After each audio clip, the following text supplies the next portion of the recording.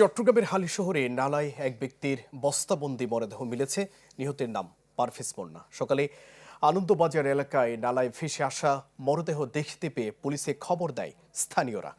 উদ্ধারের পর নিহতের প্যান্টের পকেটে পাওয়া ফোন নম্বরে কল দিয়ে পরিচয় নিশ্চিত করে পুলিশ। কর্মকর্তারা জানান, নগরীর আগ্রাবাদ চৌমোহনী সুলতান কলোনির বাসিন্দা মুন্না গেল 15 থেকে 20 দিন যাবৎ নিখোঁজ ছিলেন তিনি। মূলত দিনমজুর হলেও তার কাছে অটোরিকশার চাবি পাওয়া যায়।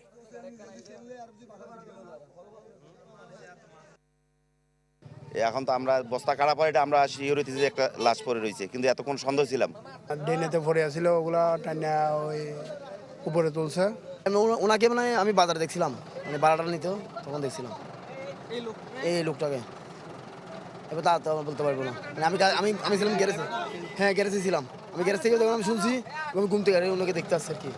নিচে কি দেখতে আছে আমি জানি না, তখন গাড়িটা সাইড করা আমি ওইখান থেকে আইসা দেখতে আসছি যে বস্তার ভিতরে কি লাশের মতো। প্রশাসনের লোক আসছে, প্রশাসনের লোক আসার পর বস্তাটা খুলছে, খোলার পর তারপরে বস্তা ছিঁড়ে লাশটা বাইর করছে আর কি। এতটুকু দেখছি।